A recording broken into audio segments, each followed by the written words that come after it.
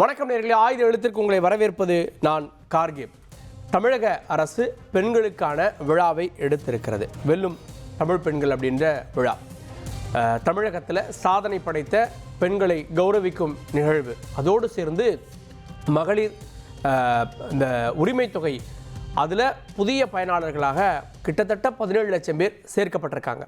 தமிழகத்தில் இனி 1,30,00,000 பேர் இந்த மகளிர் உரிமை தொகையை பெறுவார்கள் அப்படின்ற செய்தியோடு சேர்ந்து தமிழக அரசு கொண்டு வந்த திட்டங்கள், உரிமை பயணம், உரிமை தொகை, விடியல் பயணம், புதுமை பெண், தோழி விடுதி அப்படின்லாம் இன்றைய நிகழ்வில் பட்டியலாக இடப்பட்டது. இதெல்லாம் எந்த அளவு சமூகத்தில் பெண்களுடைய சக்தியை உயர்த்தியிருக்கு அப்படின்லாம் பட்டியலிடப்பட்டது. இது ஒரு தொடக்கம்தான். இன்னும் இந்த உரிமை தொகை உயரும் அப்படின்னு முதலமைச்சர் இந்த திட்டம் குறித்து பாராட்டுக்களை தெரிவிக்கிறார். அதே நேரத்தில் அதிமுக சார்பில் இதை வேதனையில் பெண்கள் அப்படின்னு ஒரு ஹேஷ்டேக் மூலமாக அதை எதிர்ப்பு பிரச்சாரமாக அவர்கள் மேற்கொண்டிருக்கிறார்கள். வேதனையில் தமிழ் பெண்கள், விளம்பரத்தால் மட்டும் பெண்களுடைய வெற்றி வந்து விடுமா அப்படின்னு அதிமுக இந்த விவகாரத்தில் கேள்வி கேட்கிறது.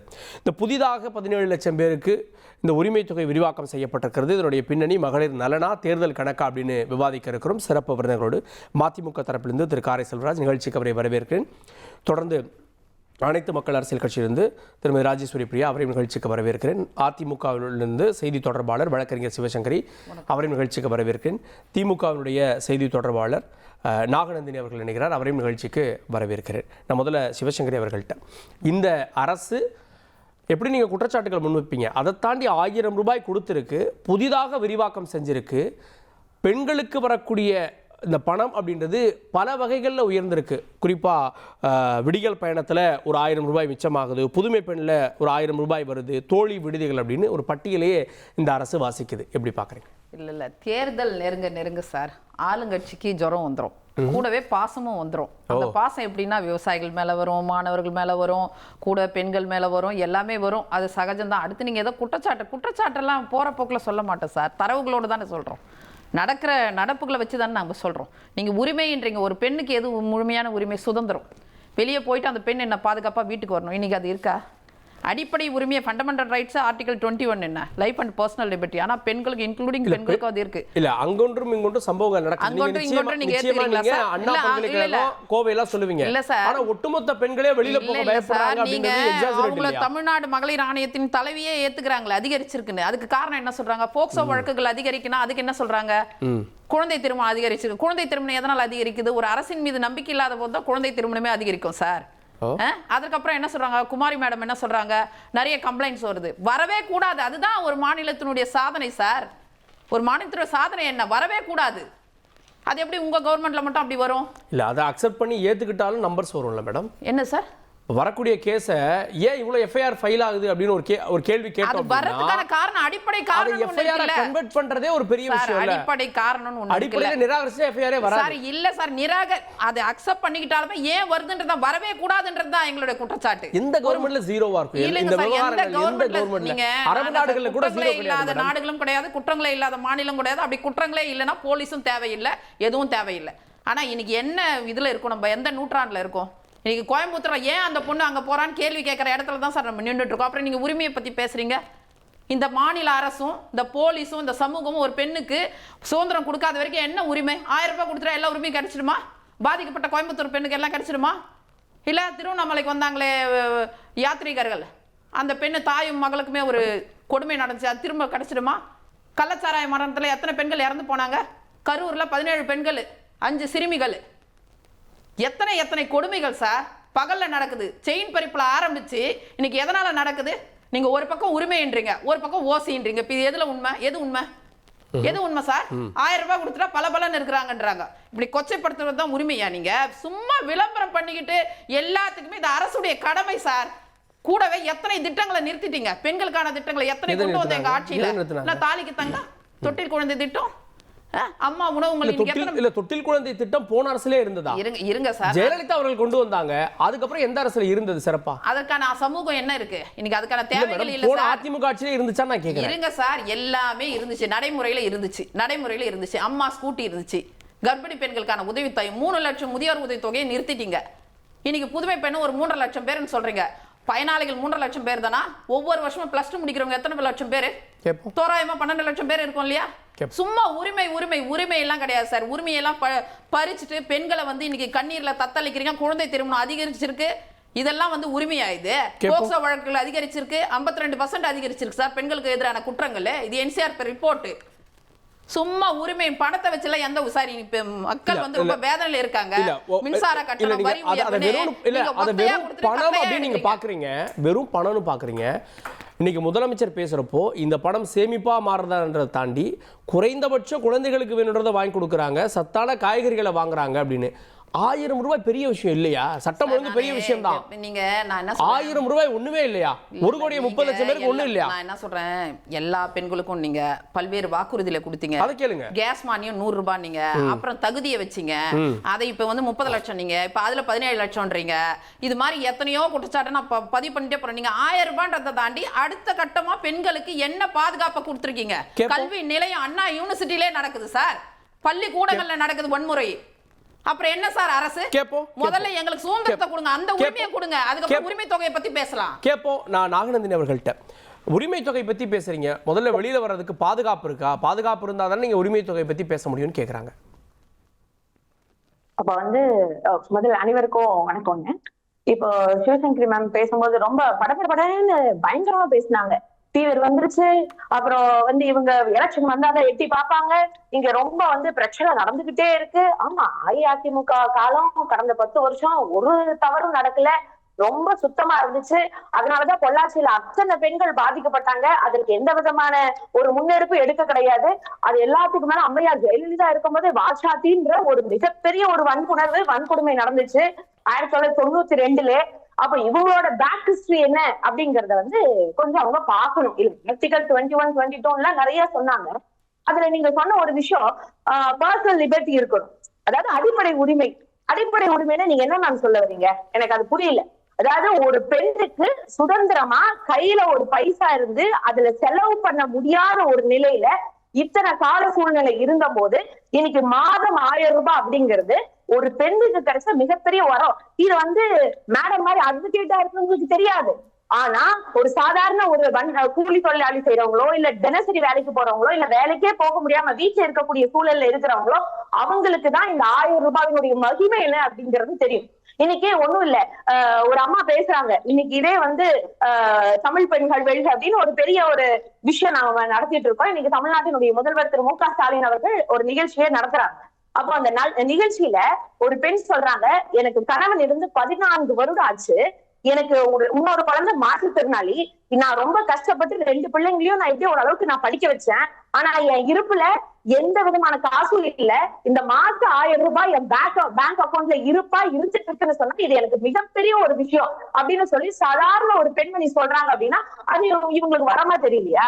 சரி, அப்புறம் நான் இன்னொன்னு என்ன கேக்குறேன்னா, இவங்க வந்து இதா சொல்றாங்களே, இதுல என்ன சுதந்திரம் கிடைச்சிட போகுது, இதுல என்ன விதமான நல்ல விஷயம் நடந்துட போகுது அப்படின்னு சொல்லி இப்போ கிட்டத்தட்ட சார் கேட்ட மாதிரிதான் 1,30,30 லட்சம் பெண்களுக்கு இன்னைக்கு இதோட இருப்பு அமையுது. இது வந்து எப்படி சொன்னாலே எங்களுடைய தலைவர் அவர்கள் 505 வாக்குறுதிகள்ல கூட சொல்லல. இது வந்து ஸ்டாலினுடைய 7 வாக்குறுதி அப்படின்னு சொல்லி நடத்தப்பட்ட ஒரு மாநாட்டுல குறிப்பிடப்பட்ட ஒரு விஷயம். அது ஒரு 10 ஆண்டுகளுக்கு நீடிக்கும் அப்படின்னு சொன்ன ஒரு விஷயத்த இன்னைக்கு ஆட்சிக்கு வந்து அது இவங்க சொன்னாங்களே, என்னமோ பாலாரும் தேனாரும் ஓடின மாதிரி அதிமுக ஆட்சியில அதுல பாதாளத்தில் விட்டுட்டு போயிருந்தாங்க. அப்படி இருந்த பொருளாதாரத்தை இன்னைக்கு இந்த அளவுக்கு உயர்த்தி வந்து 2 ஆண்டுகள் கழிச்சு எல்லா மகளிருக்கும் போய் சேரணும்ன்ற வகையில அனைத்து மகளிருக்கும் சொன்னீங்க, அதுல செலக்ஷன் பண்றீங்களே அப்படின்னு கேக்குறாங்க. சார், நாங்களும் அதைதான் சார் சொல்ல வரோம்.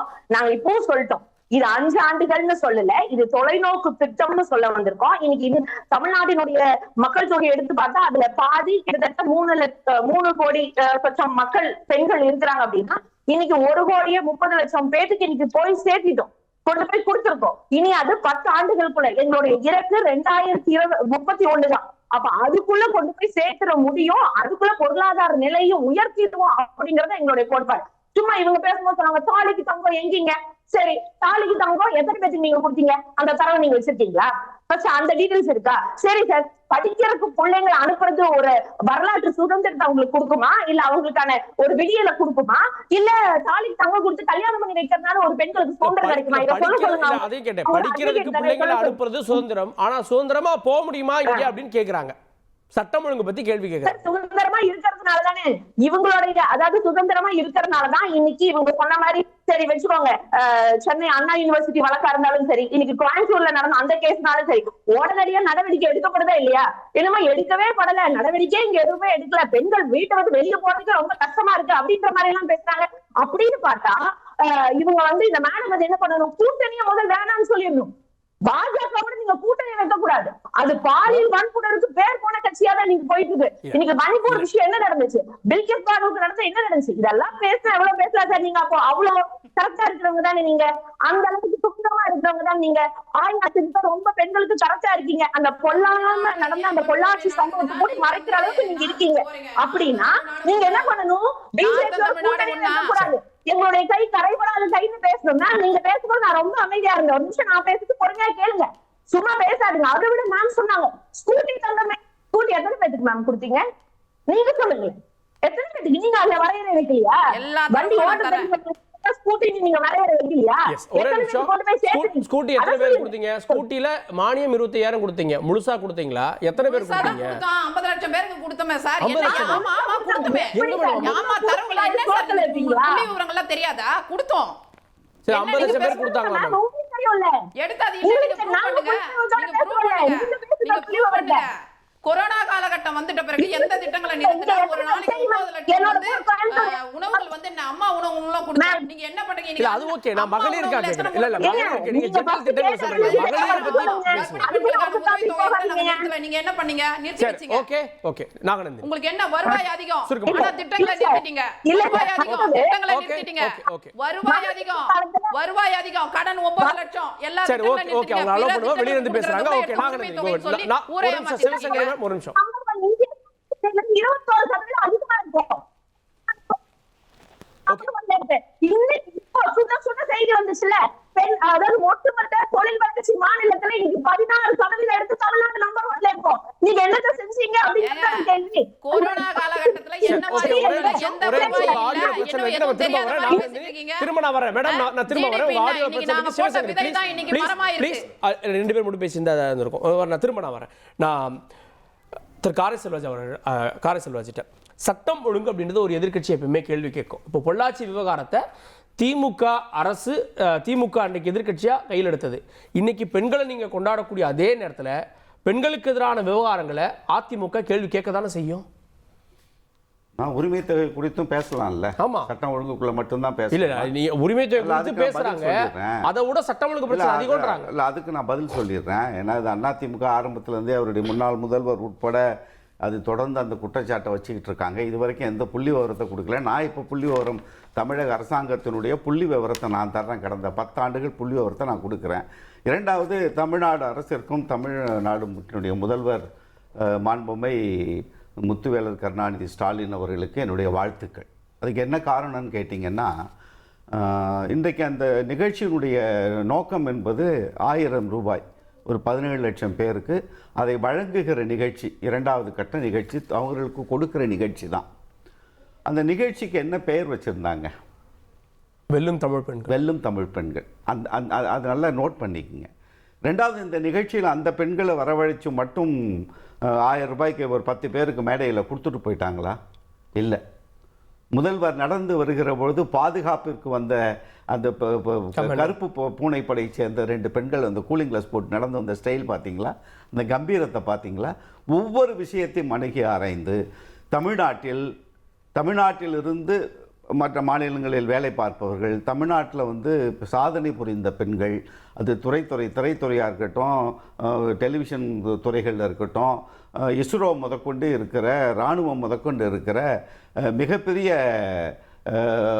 பொறுப்புகளில் இருக்கிற பெண்கள், வாழ்க்கையில் சாதித்த பெண்களையெல்லாம் கொண்டு வந்து அந்த இடத்தில் பேச வைத்த நிகழ்ச்சி என்பது 2 விஷயங்களை அதில் சுட்டி காட்டுறாங்க. இந்த உரிமை தொகை என்பது என்ன நோக்கத்திற்காக நாம் கொடுக்க ஆரம்பித்தோம் என்று சொன்னால், முக்கியமான நோக்கம் ஒரு 3 நோக்கம்தான். பெண்களுக்கான வாழ்நாள் உழைப்பு, வேலைக்கு போகாத பெண்களுக்கான வாழ்நாள் உழைப்புக்கு கிடைக்கிற சுயமரியாதை, பொருளாதார சுதந்திரத்தை ஊக்குவிப்பது, வாழ்வாதாரத்திற்கான ஒரு அடிப்படை உறுதி, இது 3 தான். அதை மூன்றை மட்டும் இல்லாமல் எதிர்காலத்தில் இப்படிப்பட்ட சாதித்த பெண்களையும் நீங்கள் பார்க்க வேண்டும். இது உங்களுக்கான செய்தி மட்டுமில்லை, உங்கள் வீட்டில் இருக்கிற குழந்தைகளுக்கான செய்தி. இதை கொண்டு சேருங்கள். இந்த நிகழ்ச்சியை ஒரு தன்னம்பிக்கை நிகழ்ச்சியாக வெல்லும் தமிழ் பெண்கள் என்கிற வென்றிருக்கிற பெண்களுக்கு எதிர்காலத்தில் இருக்கிற சமூகத்திற்கு கொண்டு வந்து சேர்த்த நிகழ்ச்சி என்பது உள்ளபடியே மிகுந்த மிகுந்த பாராட்டுக்குரியது. சரி, நான் சட்டம் ஒழுங்குக்கு வந்துடுறேன். சட்டம் ஒழுங்கு 2019 2024 வரைக்கும் தமிழ்நாடு காவல்துறையில் பதியப்பட்ட வழக்குகளுடைய சான்றுகள் என்கிட்ட இருக்குது. தேவைப்பட்டால் என்னுடைய எழுணி என்பது தமிழில் மொபைல், அந்த எழுணியில் இருக்கிறத உடனடியாக நான் என்னுடைய சகோதரி சிவசங்கரி அவர்களுக்கு அனுப்பி வைக்க தயார். கற்பழிப்பு குற்றச்சாட்டுகள் பதிவு செய்யப்பட்டிருப்பது 2020 ஆண்டு 404 தமிழக அரசு காவல்துறையால் 404. அது 404 என்பது 2021 அதிமுக ஆட்சியில் 442 உயர்ந்தது. இப்போ 2024 ஒரு 4 ஆண்டுகள் கழித்ததற்கு பிறகு அது 471 வழக்குகள் பதிவு செய்யப்பட்டிருக்கிறது. இது வழக்குகள் காவல்துறை உயர்ந்திருக்கின்றாங்க. எங்க நீங்க 400 இருந்தீங்க, 442க்கு வந்தீங்க. 4 வருஷம் கழிச்சு 442 இப்போ 71 போயிருக்கு. நீங்க 44 பேர் உங்க பீரியட்ல கூடி இருக்குது 2 வருஷத்துல. 4 வருஷத்துல 32 பேர் கூடி இருக்காங்க.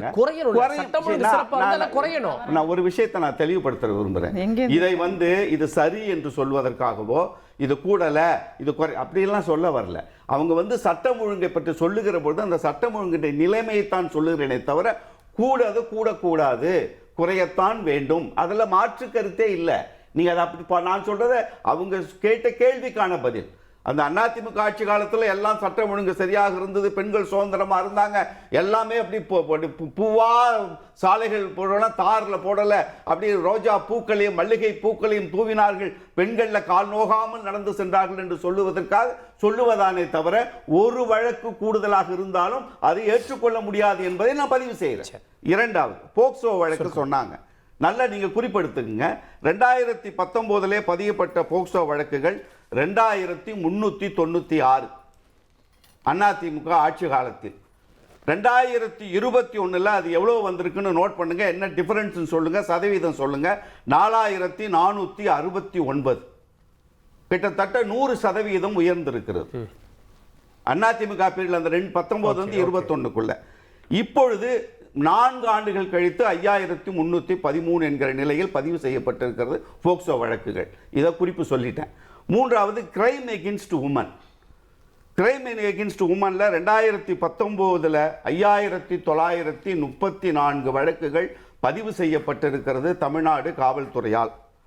இதே 2021 5934 இருந்து 2021 8501 வழக்குகள், 8501 பெண்களுக்கு எதிரான வழக்குகள் காவல்துறையால் பதிவு செய்யப்பட்ட வழக்குகள்.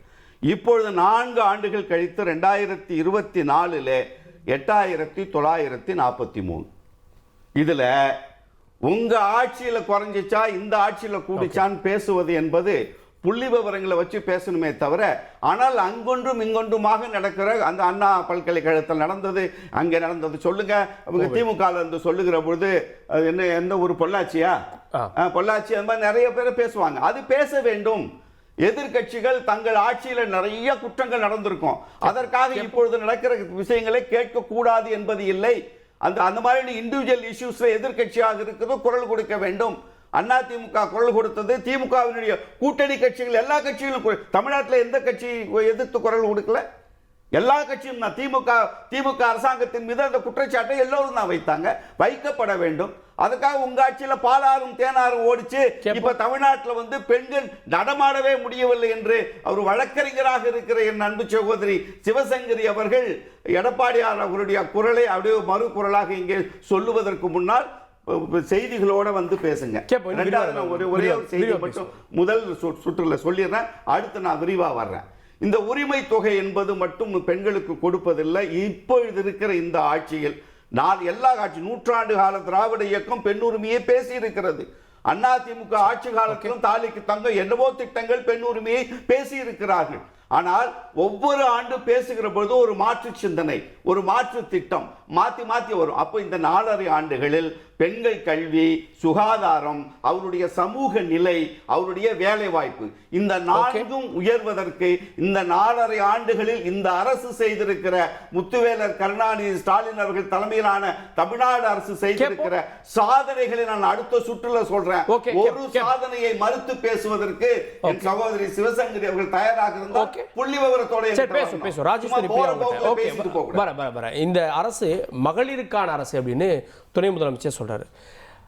சாதனை படைத்த பெண்களுடைய பட்டியலை நம்ம பார்த்தோம். இந்த அரசை நடத்தி கொண்டிருக்கக்கூடியதுல எவ்வளவு பெண்கள் பங்கெடுத்திருக்காங்க அப்படின்றத பார்த்தோம். சாமானியராக இருந்து ஒரு அகதிகள் முகாமில் இருந்து ஒரு பெண் எப்படி சாதனை படைத்தார்ன்றதை பார்த்தோம். உமன் எம்பவர்மெண்ட்டை கண் முன்னாடி காட்டலையாது. இது முதல்ல விளம்பர மாடலுங்க. இந்த விளம்பர மாடல் அரசுக்கு இப்ப அண்ணன் அவர்கள் சொன்னாங்க அப்படியே கூலிங் கிளாஸ் போட்டு நடந்து வந்தா, இது சினிமா மாடல். இந்த சினிமா மாடல் அரசுல நிச்சயமாக எதுவுமே செயல்படலைன்னு நாங்க யாரும் சொல்ல போறதில்ல. யாரும் பயனே அடையலை, பயனாளிகளே இல்லை அப்படின்லாம் யாருமே இங்கே பேச வரல. பயனாளிகள் இருக்காங்க தான். ஆனால் இன்னைக்கு வச்ச நிகழ்ச்சி இருக்குல்ல, அதுக்கு நிதி எங்கேருந்து வந்துச்சு? வேறு ஏதாவது நலத்திட்டம்னா உடனே நீலிக்கண்ணீர் வடிக்கிறாங்க. ஒரு லேப்டாப்புக்கு கூட 4.5 வருஷமா எங்கள்கிட்ட நிதி இல்லை, நிதி சரியில்லைன்னு சொல்லிட்டு இருந்த பள்ளிக்கல்வித்துறை அமைச்சரை நாம தான் பார்த்தோமே. ஆனால் இப்போ மட்டும் இந்த மாதிரி வெல்லும் தமிழ் பெண்கள் அப்படின்னு சொல்லி தலைப்பு வச்சு பெரிய விழாவாக கொண்டாடுறாங்களே, அது திமுகவோட கட்சி பணத்தில் கொண்டாடுறாங்களா? மக்களுடைய வரி பணத்தில் தானே. ஒரு திட்டத்தை முழுமையாக செயல்படுத்த முடியாதவர்களுக்கு விழா கேக்குதா? நீங்க அனைத்து மகளிருக்கும்னு சொன்ன இடத்தை நீங்க சர்வசாதாரணமா கடந்து போக முடியாது. நீங்க 1 கோடியே 30 லட்சம் பெண்கள் பயனடைகிறாங்க அப்படிங்கிற இடத்துல மீதமுள்ள 1 கோடி பேரை பத்தி நீங்க யோசிக்கணும். ஏன்னா 2 கோடியே 25 லட்சமா இருந்ததுதான் அவங்க வரும்போது ரேஷன் கார்டு. இப்ப 2 கோடியே 30 லட்சமா அது மாறி இருக்கு. அப்படி இருக்கும்போது மீதம் உள்ளவர்களை பற்றி அந்த திட்டத்தை நீங்க முழுமையாக செயல்படுத்த முடியலங்கும் போது அதற்கெல்லாம் நீங்க விழா எடுக்கணும்னு அவசியம் கிடையாது. இது மற்ற பெண்களை பாதிக்கும். நீங்க நினைக்கலாம் பாதிக்கு மேல குடுக்குறாங்க அப்படின்றப்போ ஒரு திட்டம் சக்சஸ் அடைஞ்சிருது. நீங்க இந்த விழாவை எப்ப வச்சிருக்கலாம்னா, முழுமையாக நாங்க சொன்னது போல அனைத்து ரேஷன் கார்டு உள்ள குடும்ப தலைவிகளுக்கும் நாங்க கொடுத்துட்டோம் அப்படிங்கிற ஒரு நிலை வந்திருந்து நீங்க விழா வச்சிருக்கீங்க. அவங்க கேட்டாங்க ஸ்கூட்டி, நீங்க மகளிருக்கு ஸ்கூட்டி, அதுக்கு எத்தனை கண்டிஷன்ஸ் இருந்தது? எல்லாருக்கும் கிடைத்ததா? எல்லா பெண்களுக்கும் கிடைத்ததா? கண்டிஷன்ஸோட போடப்பட்ட திட்டங்கள் கண்டிஷன்ஸோட தாங்க நடந்துச்சு. ஆனா இது கண்டிஷனே இல்லாம அனைத்து மகளிருக்கும் பொய்யான வாக்குறுதியாக கொடுக்கப்பட்டது அப்படிங்கிறது உண்மை. அதை விடுங்க. மகளிருக்குன்னு சொல்லி இவங்க கொடுத்த வாக்குறுதியில எதெல்லாம் நிறைவேற்றி இருக்காங்க? 247வது வாக்குறுதியில சொல்லியிருக்காங்க 33% இடஒதுக்கீடு. நாங்க நாடாளுமன்றத்தில் வாய்ப்பு கொடுத்தாங்களா? ஒரு நாடாளுமன்ற தேர்தல் வந்துச்சு, மகளிருக்கு கொடுப்பேன்னு சொல்லியிருந்தாங்க.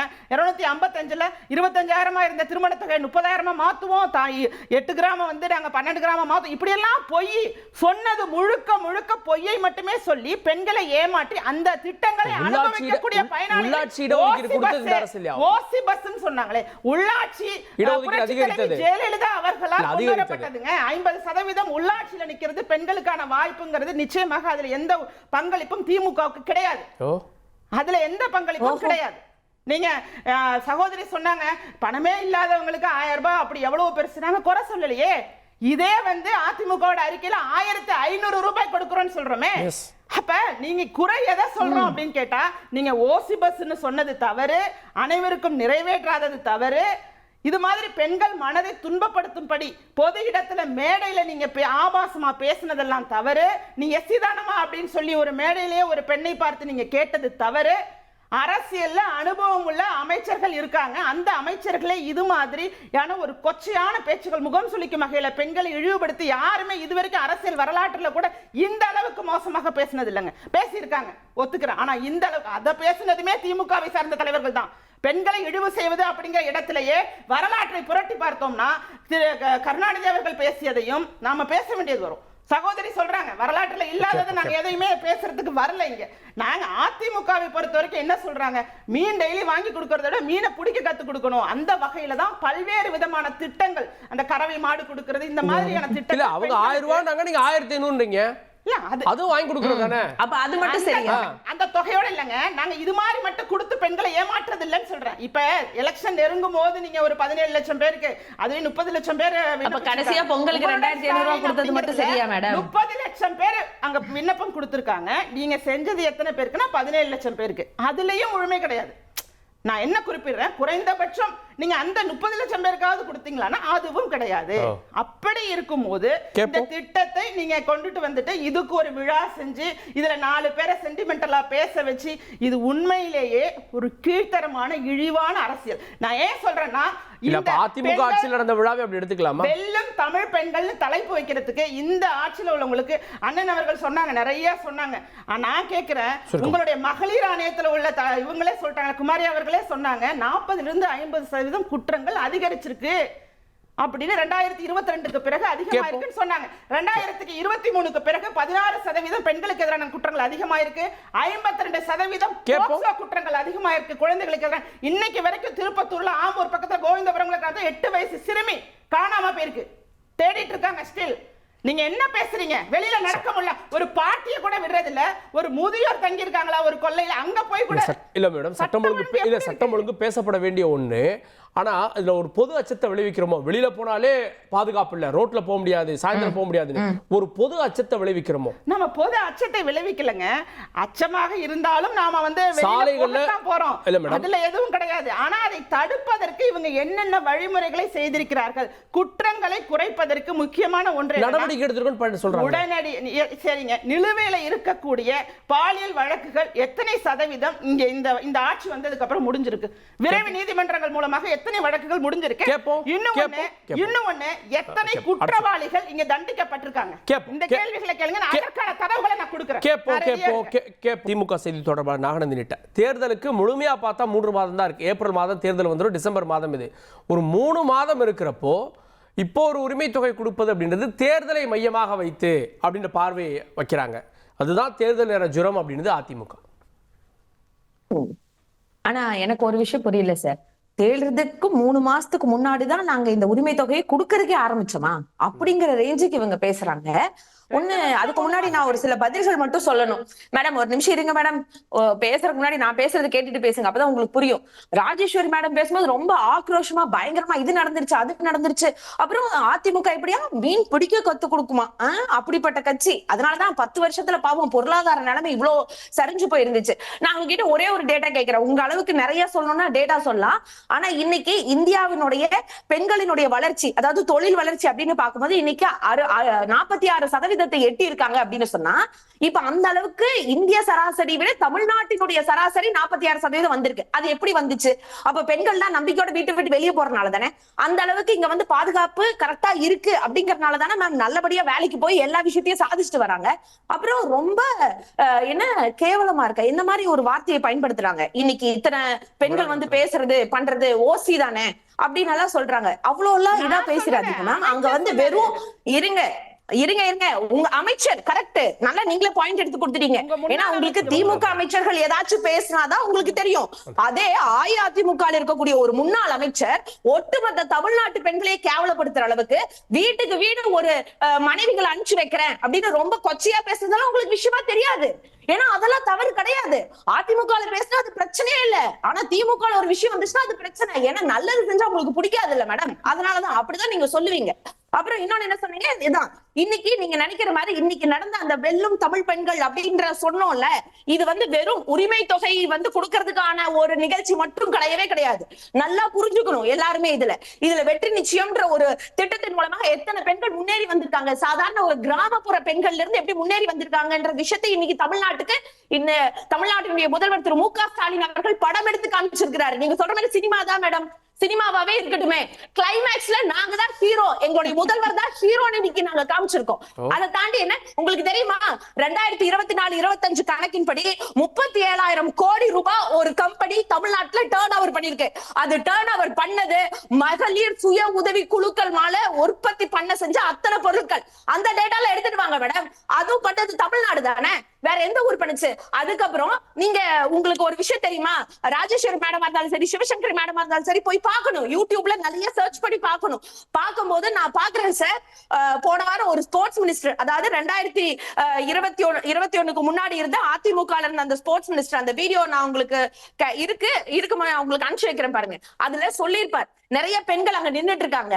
அதுவும் நான் நினைக்கிறேன் அந்த தூத்துக்குடி ஏரியா அந்த சைடுல தான் அந்த பெண்கள் எல்லாம் நின்னுட்டு இருக்கும்போது அவர் சொல்றாரு, உங்களை நம்பி எல்லாம் 7 கோடி இன்வெஸ்ட் பண்ணிருக்கேன், சரியா விளையாண்டுருவியா, சாப்பிட்டு என்ன உடம்ப தேத்தறியா அப்படின்னு எல்லாம் பேசின மாதிரியான வீடியோ. ஆனா இன்னைக்கு சர்வதேச அளவுல ஸ்போர்ட்ஸ்ல தமிழ்நாடு நம்பர் 1. அதுலயும் இன்னைக்கு அந்த துளசிமதி முருகேஷன்ற பாரா ஒலிம்பிக்ஸ் மேடம், பாரா ஒலிம்பிக்ஸ், அதுல இன்னைக்கு தமிழ்நாட்டு பெண்கள் 4, அதாவது பெண்கள் வந்து 4 மெடல் அடிச்சுட்டு வந்திருக்காங்க. இல்ல 3 பேர் பெண்கள் அப்படின்னு சொன்னா இன்னைக்கு எந்த அளவுக்கு தரம் உயர்ந்திருக்குன்னு பாருங்க. அதுக்கு மேல பாலியலை பத்தி பேசுனீங்களே, நீங்க எல்லாம் பாலியலுக்கு அதிமுக பீரியட்ல என்ன சட்டம் வச்சாங்க, என்ன அதற்கான நிவாரணம் கொடுத்தாங்க, என்ன அதற்கான வழிமுறை செஞ்சாங்கன்னா தெரியல. ஆனா இன்னைக்கு திராவிட முன்னேற்ற கழக ஆட்சியில பாலியல் வள மையம் அப்படின்னு சொல்லி, அதாவது பாலின வள மையம் அப்படின்னு ஒரு உருவாக்கி எந்தெந்த பெண்கள் பாதிக்கப்படுறாங்க, வரதட்சணை கொடுமையினாலும் சரி, இல்ல கணவரை இழந்து நிக்கிறதுனாலும் சரி, இல்ல வேற எந்த பிரச்சனையில அவங்க பாதிக்கப்பட்டாலும் அவங்களுக்கும் தீர்வு செய்யப்படும் அப்படிங்கிற அந்த ஒரு அமைப்பை நடத்திட்டு வந்து அதன் மூலமாக தேடி வந்த பெண்கள் எத்தனை பேரு இன்னைக்கு வாக்குறுதி கொடுக்கறாங்க. ஏங்க இது எல்லாத்துக்கும் மேல இன்னைக்கு புதுமை பெண் திட்டம், சிவசங்கரி மேடம் பேசும்போது ரொம்ப அசால்ட்டா பேசினாங்க. அது என்ன 3 லட்சம் தானே, வருஷத்துக்கு 12 லட்சம் பேர் வெளியே வராங்க. என்னங்க 3 லட்சம்னாலும் சரி 5 லட்சம், இன்னைக்கு வந்து 5 லட்சத்துக்கும் மேல இருக்கக்கூடிய பெண்களுக்கு மாதம் 1000 ரூபாய் புதுமை பெண் திட்டம் போகுது. இதனால ரிசல்ட் என்ன தெரியுமா மேடம்? நீங்க தாலிக்கு தங்கம் கொடுத்தனால என்ன ரிசல்ட்னு எங்களுக்கு தெரியல, கல்யாணம் தான் அதிகமா நடந்திருக்கும். ஆனா இன்னைக்கு பெண்களுடைய உயர்கல்வி 34% அதிகமா இருக்கு. குற்றச்சாட்டு வைக்கிறாங்க அவங்க அதிமுக. அதுதான் பயமா இருக்கா? பெண்கள் எல்லாம் நாங்க படிக்க வச்சுட்டோம், பெரியாரினுடைய கொள்கையை இங்க வழி நடத்திட்டோம், பெண்கள் எல்லாம் சிவசங்கரி மேடம் மாதிரி நல்ல டெவலப் ஆகி வராங்க. அது எப்படி டெவலப் ஆகி வரலாம்? ஏன்னா நீங்க சேர்ந்திருக்க கூட்டணி அப்படிதானே, பெண்கள் வளரவே கூடாதுன்னு நினைக்கிற கூட்டணியில நீங்க இப்ப இருக்கீங்க. அப்ப நாங்களாம் வளர்ந்து வரது உங்களுக்கு பிடிக்கலையா? அப்படிங்கிற விஷயமே எனக்கு தோணுது. சார் ஒரே ஒரு நிமிஷம், நிறைவா ஒரு விஷயம் சொல்லிக்கிறேன் சார். மேடம் ஒரு நிமிஷம் ஒரே ஒரு விஷயம், இது எல்லாத்துக்கு மேல நான் ஒரே ஒரு விஷயம் பதிவு பண்ணிக்கிறேன். இன்னைக்கு இதே வெல்லும் தமிழ் பெண்கள் இதுல ஒரே ஒரு இன்சிடென்ட் நடந்துச்சுங்க. அதாவது காக்லியர் இம்ப்ளான்ட் பண்ண அந்த பெண்ணு ஒரு, அதாவது குழந்தை, அந்த குழந்தை கோயம்புத்தூரை சேர்ந்த அந்த மாணவி தான் கனிஷ்கா அப்படின்ற அந்த பொண்ணு இன்னைக்கு பேச முடியாதுன்னு சொல்லுது. அதாவது பிரைவேட் ஹாஸ்பிட்டல்ல அந்த வசதி இல்ல, இந்த பொண்ணை பேச வைக்க முடியாதுன்னு சொல்லும் போது கிட்டத்தட்ட 17 to 15 லட்சம் செலவு பண்ணி அரசு துறையில அதற்கான ட்ரீட்மெண்ட் கொடுத்து இன்னைக்கு ஆடிட்டரி வெர்பல் தெரப்பியும் கொடுத்து இன்னைக்கு அந்த குழந்தை நார்மல் ஸ்கூல்ல படிக்கிறான், நார்மலா பேசுறான். அதை தாண்டி இன்னைக்கு பாடி இருக்கான்னு சொன்னா இதுதான் தமிழ்நாட்டுல ஹீரோவா இருக்கக்கூடிய எங்களுடைய முதல்வர் செஞ்ச சாதனைன்னு புரிஞ்சுக்கணும். இதெல்லாம் நடக்கல மேடம், நடக்கவும் நடக்காது. ஓகே, சினிமா தான். ஆனா இது வந்து ஹீரோ வந்து எங்க சிஎம் தான் அப்படின்னா ஹீரோவா ஜீரோவான்றது 26 தேர்தல் முடிவு பண்ண போது அப்புறம் அவங்க வளர்ச்சியை பத்தி 24 உங்களுக்கு காமிச்சோம் மேடம். அதனால கவலைப்படாதீங்க. 26 பேசிட்டு இருக்காதீங்க. நீங்க பேசுறது நான் கவுண்ட் போடு. நீங்க பேசும்போது அமைதியா இருங்க. Okay Sivasankari madam. அதாவது கல்வி வளர்ச்சி இதெல்லாம் பேசுறாங்களே, 32% இவங்க போகும்போது இருந்த உயர்கல்வியை 52% உயர்த்தினது யாரு? இலவச சைக்கிள் கொடுத்தது யாரு? லேப்டாப் என்ன 900 கோடிக்கு 9 லட்சம் மாணவர்களுக்கு கொடுத்தோம். எதை கொடுக்கல நாங்க? 51 லட்சம் பயனாளிகள் இல்ல, வருஷத்துக்கு 9 லட்சம் பேரு பயனாளிகள், 51 லட்சம் பேரு லேப்டாப்பை கொடுத்தோம். விலையில்லா ஆடு மாடுகள் கிராமப்புற பெண்களுக்கு, விலையில்லா மிக்சி கிரைண்டர் அவங்க வேலையை சுமையை குறைக்கிறதுக்கு. எதை கொடுக்காம விட்டோம் நாங்க? நீங்க சொல்லுங்க பார்க்கலாம். என்ன ஒண்ணு கண்ணே கண்ணா அதை பத்தி பேசிட்டு இருக்கீங்க சார். 100ல 1 பத்தி அவங்க பேசுறாங்க, ஆனா 100மே அப்படி இருக்க. இல்ல மகளிர் உரிமை தொகை மட்டும் பத்தி சொல்றீங்களா? இருங்க சார். என்ன சார் உரிமை தொகை, விடியல் பயணம், புதுமை பெண், தோழி விடுதிகள் இதெல்லாம் சொல்றாங்க, பட்டியல சொல்றாங்க சார். இந்த காவலன் செயலி, கவுன்சிலிங் சென்டருக்கான நம்பர் இதெல்லாம் பெண் கமாண்டர்கள், பெண் காவல் நிலையங்கள், உள்ளாட்சியில இதெல்லாம் அம்மா கொண்டு வந்து உயர்கல்வி 32%, கல்லூரிகள், பாலிடெக்னிக், சட்டக்கல்லூரி, வேளாண் கல்லூரி, தலைவாசல் பூங்கா, வேலை வாய்ப்பு எல்லாம் பண்ணிட்டு போனோம். கொரோனா போன்ற ஒரு பேரிடையை எதிர்கொண்டோம் சார். கொரோனா போன்ற பேரிடரை எதுக்கு நன்றியா இருக்கிறீங்களோ இல்லையோ, உங்க உயிரெல்லாம் காப்பாத்தினார் பாருங்க எடப்பாடியார், அதற்காவது நன்றியா இருங்க. மத்திய அரசு சொல்றாங்க பாரு, நீங்க பிஜேபி சொல்றாங்க. பிஜேபி இன்னைக்கு ஜனாதிபதி யாரு? யார் சார் ஜனாதிபதி? திரௌபதி முர்மு. யாரு? நிதியமைச்சர் யாரு? யோசிச்சு பாருங்க. நீங்க மாநில தலைவர் இருந்தாங்க தமிழிசை யாரு? உங்க கட்சியில எந்த பெண்கள் குடும்பத்தை தவிர இருந்திருக்காங்க சொல்லுங்க. பெண் உரிமையை பத்தி பேசணும்னா முதல்ல பிரதிநிதித்துவம் கொடுங்க. அதை கொடுத்துருங்க. 11 மேயர்கள், 68 சேர்மன்கள், 245 பிரசிடென்ட் உருவாக்குறது திராவிட முன்னேற்ற கழக. அத பேசாத பெண் உரிமையை பத்தி பேசுறீங்க. அதற்கடுத்து சார் மேடம் நான் ஒரு நிமிஷம் இதுக்கு நீங்க பதில் சொல்லுங்க மேடம். உள்ளாட்சியில நீங்க எவ்வளவு பேர் இருக்காங்க? உள்ளாட்சி அத கொண்டு வந்ததே நாங்க தானே சார். நீங்க உள்ளாட்சி நடக்க கூடாதுன்னு கொண்டு வந்தது யார் எக்ஸிக்யூட் பண்ணா? யார் இன்னைக்கு 11 மேயர் உட்கார வச்சிருக்கா? யார் 68 சேர்மேனை உட்கார வச்சிருக்கா? அத சொல்லுங்க மேடம். நீங்க உங்களோட எத்தனை பேர் உட்கார வச்சீங்க? எத்தனை பேர்? சார் அதுக்கு முன்னாடி அவங்க ஒரு விஷயம் சொன்னாங்க. எத்தனை கல்லூரி? 17 மருத்துவ கல்லூரி. ஒரே ஒரு இடத்துல 11 மருத்துவ கல்லூரி. எத்தனை மருத்துவ ஏங்க மாவட்டத்துக்கு மருத்துவ கல்லூரியை உருவாக்குனதே முத்தமிழறிஞ டாக்டர் கலைஞரையாங்க. உங்களுக்கு அச்சால யாருங்க போட்டா? இரண்டு எம்பி ஒரு பெண் காவலருக்கு அவங்க முன்னாடி என்ன அநீதி இழைக்கப்படுது? என்ன பண்ணாங்க? இதுதான் பெண் உரிமையா? இல்ல என்ன பண்ணலன்னு கேட்டாங்க. 1000 ரூபாய் கொடுத்து பெண் உரிமையை விலைக்கு வாங்குறீங்களா? லஞ்சமா? லஞ்சம் கொடுக்காதீங்க. எங்க உரிமை எங்க கிட்ட இருக்கு. ஓசி லஞ்சம்னு சொல்றதுல நீங்க மக்களுக்காக நிலையில நின்னு போராடுறதா திமுக. அத புரிஞ்சுக்கோங்க மேடம். மக்கள் புறக்கணிப்பாங்க. மக்கள் புறக்கணிப்பாங்க. இல்ல மேடம், தேர்தல் டயத்துல கொடுக்கிறது நீங்க லஞ்சமாக்குறதலாம். அவங்க இப்போவா கொடுத்தாங்க? அவங்க உரிமையை பறிச்சதுக்கு லஞ்சமா? நான் கேக்குற கேள்வி, எங்களோட உரிமையை எந்த உரிமையும் பறிக்கலையே. அவங்க இன்னைக்கு தான் சந்தோஷமா இருக்காங்க. உரிமையோட சந்தோஷமா உலாவறாங்க. அது உங்களுக்கு பிடிக்கலையா? கொள்கை விளக்க குறிப்பிலே 32% அதிகரிச்சிருக்குன்னு இது சட்டசபையில பதிவு செய்யப்பட்ட விஷயம். 6999 வழக்குகள் போக்சோல பதிவு பட்டதுன்னு கீதா ஜீவன் சொல்றாங்க. காலை சிற்றுண்டி திட்டம் யாருடையது? எடப்பாடியாருடையது. எடப்பாடியார் கொண்டு சென்னையில கிரீன்ஸ் ரோட்ல திறந்து வச்சாரு. எல்லாத்துக்கும் ஸ்டிக்கர் ஒட்டிட்டு என்னவோ எல்லாம் பண்ணி முடிச்ச பிறகு பாலாரும் தேனாரும் ஓடுதோ இல்லையா சார்? அவங்க வீட்டுல அப்படின்னு பார்த்தா மத்திய உணவு திட்டத்தையே கொண்டு வந்து ராஜேஸ்வரி பிரியா குறுக்கிட்டீங்க. சகோதரி திமுகவை சேர்ந்த சகோதரி சொன்னாங்கல்ல, இதே மாதிரி இந்த விளையாட்டு வீராங்கனை, கால்பந்து வீராங்கனை பிரியா அவர்களை அரசு மருத்துவமனையில் அவங்க காலை எடுத்து அதுக்கப்புறம் அவங்க உயிரே எடுத்து இந்த கவர்மெண்ட் தானே பண்ணிச்சு. பழைய சம்பவங்கிறதுனால மறந்து போயிடாது. உங்கள் ஆட்சியில் நடந்தது தான். இதே இடத்துல திரு உதயநிதி அவர்கள் போட்டியிலேயே கலந்துக்காத பொய் சொல்லி கோப்பையை வாங்கிட்டு வந்து நான் தான் கோப்பையை வாங்கிட்டு வந்தேன்னு சொன்னவருக்கு கூப்பிட்டு வச்சு சாப்பாடு போட்டது நீங்கள் தானே, விவரமே தெரியாமல். அப்போ ஒரு தனி மனிதராக இன்னைக்கு ஸ்போர்ட்ஸில் அவங்க டெவலப் பண்ணி வந்துட்டு இருக்கிறத போய் நான் தான் சொல்றது உண்மையாகவே அந்த பயிற்சி பெற்ற அந்த வீராங்கனைகளையும் வீரர்களையும் ஒரு இன்டர்நேஷனல் போட்டிக்கு போகணும்னா கவர்மெண்ட் சப்போர்ட் பண்ணணும். நிச்சயமாங்க அவங்களா போயிட்டு வராங்க. கண்டிப்பா சப்போர்ட் பண்ண. ஏங்க அதையுமே பண்ண மாட்டீங்களா? இப்ப கார்த்தியோட வெற்றில தமிழக அரசுக்கு ஒரு பங்கு கூட இல்லையா? இதே ஒரு வருஷம் வந்து பள்ளி கல்வித்துறையும் விளையாட்டுத்துறையும் சேர்ந்துகிட்டு அந்த மாணவர்களுக்கான வாய்ப்பை இழக்க வச்சுட்டாங்க. அங்க நியூஸே போகல. இந்த போட்டி நடக்கிறதே அவங்களுக்கு தகவல் போகாம நிறைய மாணவர்கள் பாதிக்கப்பட்டாங்க. அதுவும் இந்த ஆட்சியில தானே. நீங்க பேசணுங்கிறதுக்காக கடகடன்னு பேசக்கூடாது. நான் சொன்னதுக்கு நான் இப்ப விளக்கம் கொடுக்குறேன். மார்ச் மாசம் 2025 கணக்குப்படி 12170 போக்சோ வழக்குகள் நிலுவையில் இருக்குங்க. அதாவது குறைந்தபட்சம் 10% கூட குற்றவாளிகள் தண்டிக்கப்படலை. இதற்கு என்ன நீங்க பண்ணிருக்கீங்க? எத்தனை இந்த குற்றவாளிகளை நிரபராதி வெளில வர்றாங்கல்ல, அவங்களுக்கு எதிராக நீங்க மேல்முறையீடு செஞ்சிருக்கீங்க. நீங்க மேல்முறையீடு எதுக்கெல்லாம் செய்றீங்க? சிபிஐ கள்ளச்சாராய மரணத்துக்கு சிபிஐக்கு போக கூடாதுங்கிறீங்க. மக்களுக்கான பிரச்சனைகளுக்கு சிபிஐ வரக்கூடாதுங்கிறீங்க. ஆனா நீங்க மேல்முறையீடு ஒரு பெண்களுக்காக, ஒரு பெண் குழந்தை பாதிக்கப்பட்டிருக்கு, உண்மையான குற்றவாளி தப்பிச்சுட்டான், இல்லங்க இவன் குற்றவாளி தான் தெரியுதுன்னு நீங்க கவர்மெண்ட் எடுத்து அதை மேல்முறையீடு செய்யலாமா செய்யக்கூடாதா? அதை எத்தனை இடத்துல செஞ்சிருக்கீங்க? அதைத்தான் நாங்க கேட்கிறோம். ஒரு குற்றத்தை கட்டுப்படுத்துவதற்கு திமுக என்ன செஞ்சிருக்கு? நீங்க சொன்னது போல பல்வேறு விதமான சம்பவங்களை இந்த ஆட்சியில் நடந்த அவலங்களை என்னால எடுத்துக்காட்டோட சொல்ல முடியும். சகோதரி சொன்னது மாதிரி பெண் காவலரையே பாலியல் சீண்டல் செய்த கட்சி நீங்க என்ன பேசுறதுக்கு உங்களுக்கு என்ன அருகதை இருக்கு? உதயநிதி அவர்களுடைய ரசிகர் மன்றத்தோட நிர்வாகிகள் பாலியல் சீண்டல் பண்ணாங்கன்னு பெண்கள் புகார் கொடுக்கலையா? திமுக நிர்வாகி இந்த கடந்த மாதம் விழுப்புரத்தில் நடந்த கொடுமையை, பாலியல் கொடுமை அனுபவிச்சுன்னு சொல்லி பேட்டி கொடுக்கலையா? அல்லது பெண் கவுன்சிலர் திமுகவை சேர்ந்தவர் என் மேல காலை வச்சு ஏறி போறாங்க, எப்படிங்க இந்த கட்சியில இருப்பேன் அப்படின்னு சொல்லி ஓப்பனா பேட்டி கொடுக்கலையா? பதவிகள் கொடுப்பதற்காக படுக்கைக்கு அழைக்கிறாங்கன்னு சொல்லி பேட்டி கொடுக்கலையா? நீங்க அதெல்லாம் பார்க்கல சகோதரி, பார்க்காம பேசாதீங்க. பெண்களை இழிவுபடுத்துவதில் முதன்மையான கட்சி திமுக தான். எந்த காலத்திலையும் பெண்களுடைய வாக்கு உங்களுக்கு நிச்சயமா விழா. குற்றச்சாட்டு நாங்க சுருக்கமா சிறிய குறுக்கிட மாட்டோம். இல்ல சார், மேம் ரொம்ப இதா பேசுறாங்க. நானும் பெண் தான் மேம், சரிங்களா? இன்னைக்கு மேடையில ஏறி பேசின நூற்றுக்கணக்கான பேரும் பெண்கள் தான். இப்ப நீங்க சொல்ற மாதிரி இப்படி நடந்துருச்சு அப்படி நடந்துருச்சு இதெல்லாம் வந்து ஏடிஎம்கே பீரியட் நடக்கவே இல்லைன்னு சொல்லுங்க, விட்டுறலாம். எல்லா பேச்சே விட்டுறலாம். இதெல்லாம் நடந்ததே இல்ல. இந்த மாதிரி ஒரு சம்பவமே நடந்தது இல்ல. அப்புறம் இன்னொன்னு மேம் இருங்க, நீங்க பேசணும், நான் பொறுமையா தான் கேட்டேன். நீங்க பேசும்போது நான் பொறுமையா தான் கேட்டேன். ஒரு நிமிஷம் இருங்க. அடுத்தது இல்ல அவ்வளவு பேசுறவங்க ஏங்க பொள்ளாச்சி வழக்குக்கு எந்த விதமான ஒரு முன்னெடுப்பு செய்யல? என்ன பண்ணல அவங்க?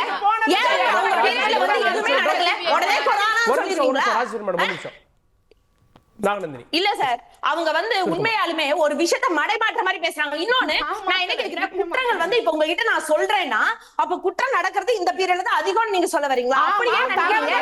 குற்றங்கள் நடக்கிறது, ஒரு நிமிஷம் இருங்க நான் பேசி முடிச்சிடுறேன். குற்றம் நடக்கிறத சொல்றதுக்கான உரிமையை கொடுத்த ஆட்சி திராவிட முன்னேற்ற கழக ஆட்சி. ஞாபகம் வச்சுக்கோங்க. உங்க பொள்ளாச்சிக்கு வெளியே வர்றதுக்கே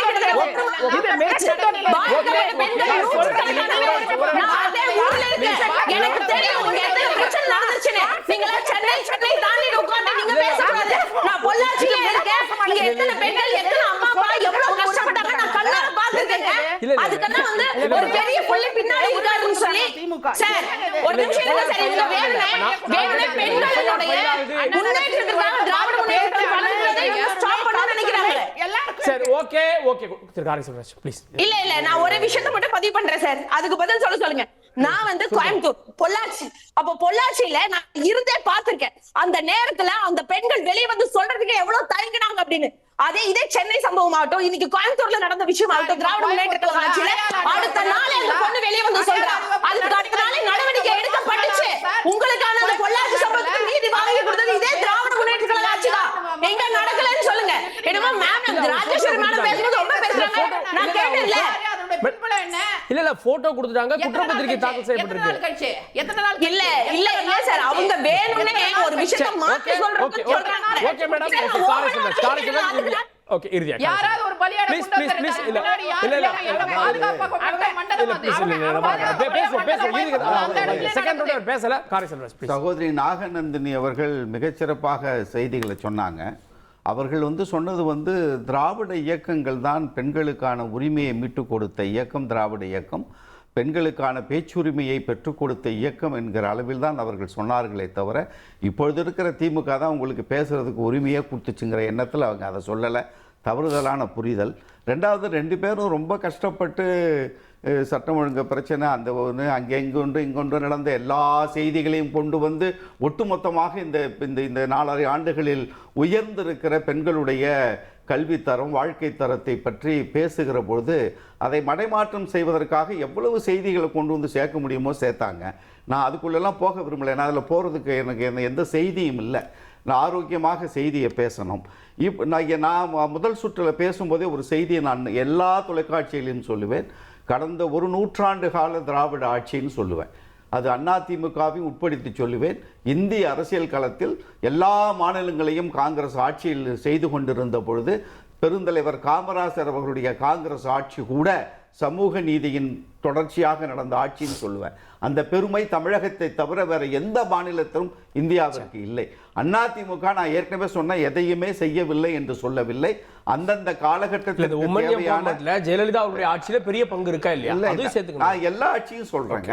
நான் எல்லா ஆட்சியும் அந்தந்த காலங்களில் என்ன தேவையோ தேவைக்கேற்ற மாற்றங்களை கொண்டு வருவது என்பதும் அது எந்த அளவுக்கு சக்சஸ் பண்ணாங்கிறதுல வேறுபாடுகள் நம்ம பேசலாமே தவிர நீங்கள் ஒண்ணுமே செய்யல, நீங்க திமுக ஆட்சி வந்ததுக்கு பிறகுதான் இங்க ஒட்டுமொத்த வளர்ச்சியும் வந்திருக்குன்னு பேசுற இடத்துல நான் இல்லை. ஆனால் நான் இப்பொழுது நடந்திருக்கிற இந்த 4.5 ஆண்டு கால ஆட்சிகளில் கடந்த காலத்திற்கும் இப்பொழுதற்குமான ஒரு மிகப்பெரிய ஒரு வேறுபாடு.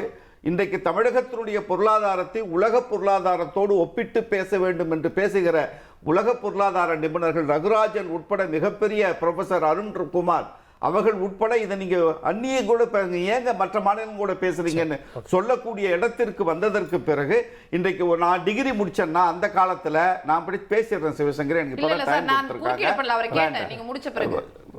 கடந்த காலங்களில் ஒரு 20 ஆண்டுகளுக்கு முன்னால ஒரு டிகிரி முடிச்சுட்டு நான் வேலைக்கு போனா நான் படித்த படிப்பு எனக்கு 10 ஆண்டுகளுக்கு பயனுள்ளதாக இருந்தது. அந்த 10 ஆண்டுகளில் நான் பார்க்கிற வேலையிலிருந்து என்னுடைய திறனை வளர்த்து கொண்டோம். ஆனால் இன்றைக்கு நான் கற்ற கல்வி என்பது எனக்கு 2.5 ஆண்டுகளுக்கு மேலே எந்த உதவியும் பண்ணலை. அந்த அளவுக்கான டெக்னாலஜி இன்னோவேஷன்ஸ், அந்த அளவுக்கான மாற்றங்கள், அதை நான் அந்த 2.5 ஆண்டுகளுக்குள் என்னை நான் தயார்படுத்தி கொள்ளவில்லை என்று சொன்னால் நான் இந்த மண்ணில் வேலை பார்ப்பதற்கு திறனற்றவனாகி விடுகிறேன். அந்த நிலையில் இந்த தமிழ்நாடு அரசு பெண்களுடைய முன்னேற்றத்திற்காக கல்வி, சுகாதாரம், தங்களுடைய சமூக பங்களிப்பு, 4 வேலை வாய்ப்பில் இந்த அரசாங்கம் செய்திருக்கிற சாதனைகள் உலகளாவிய சிந்தனையோடு எதிர்காலத்திலே ஒரு கல்வி கற்ற திறன் மிகுந்த சுயசார்போடு திறமையோடு இருக்கிற பெண்களுடைய வளர்ச்சி என்பது இந்தியாவிலேயே 47% இன்னைக்கு தமிழ்நாட்டினுடைய பொருளாதாரத்திற்கு பங்களிப்பு செய்கிற இடத்திற்கு விளையாட்டு வீரர்களுக்கு 3% வேலைவாய்ப்பில் இடஒதுக்கீடு 7% எடப்பாடியார் தமிழ் வழி கல்வி படிச்சவங்களுக்கு 20% 69 இடஒதுக்கீடு உள்ளாட்சியில 50% எத்தனையும் கொண்டு வந்து நாங்க 3 பெண் ஆளுமைகள், அதனால அவங்களுக்கு உரிமையை கொடுக்கணும்னு நான் அமைதியா இருக்கேன். என்னுடைய ஒற்றை குரலை கூட நீங்க தப்பா சொல்லி முடக்க நினைப்பது என்ன நியாயம்? இன்றைக்கு என்ன தேவை இந்த மாநில அடுத்த ஒரு 150 ஆண்டுகளுக்கு இந்த நாட்டினுடைய பெண்கள் மட்டுமில்லை அனைவருக்குமான வளர்ச்சி என்ன வேண்டும் என்பதை திட்டமிட்டு செய்து கொண்டு அதில் வெற்றியும் கண்டு கொண்டிருப்பதில் இந்த 4.5 ஆண்டு காலம் கருணாநிதி ஸ்டாலின் தமிழக முதல்வருடைய ஆட்சியை போன்று நினைத்ததை சாதித்த ஆட்சி. மகளிருடைய வாக்குகள் இதன் மூலமாக யாருக்கு போகிறது, எந்த அரசு மகளிருக்கான அரசு அப்படின்ற கேள்விகளும் கூட எழுந்திருக்கிறது. பொறுத்தது பார்க்கல. வார்த்தையில் இந்த விருந்தினர்களுக்கு நன்றி. பார்த்து உங்களுக்கும் நன்றி நேயர்களே. தொடர்ந்து இருந்தீர்கள் தந்தி தொலைக்காட்சியுடன்.